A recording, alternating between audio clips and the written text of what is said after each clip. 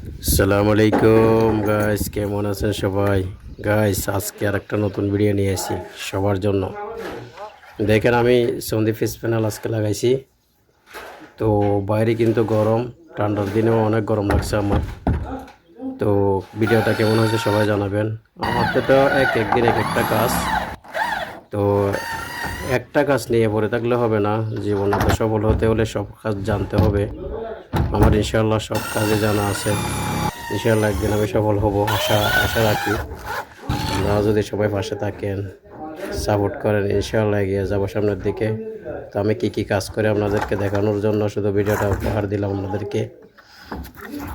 বাংলাদেশে এই সন্ধি পিস প্যানেলগুলো অনেক দাম।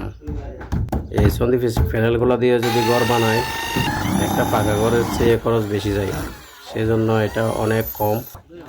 তো এই দেশে তো ঠিক আছে, এই দেশে অনেক কম খরচে সন্ধি পিস প্যানেল ঘর বাঁধা যায়। তো কাজটা কেমন হয়েছে ইনশাআল্লাহ কমেন্টে জানাবেন। আমরা সন্ধি পিস উপরে লাগাইতে না লাগাইতে এরও প্লাস্টারের কাজ শুরু করে দিয়েছে। তিনজন প্লাস্টারের কাজ শুরু করে দিয়েছে ভিতরে, দেখেন। ইনশাআল্লাহ আগামী ভিডিও নিয়ে আসবো আর একটা কাজ নিয়ে, অন্য কাজ নিয়ে।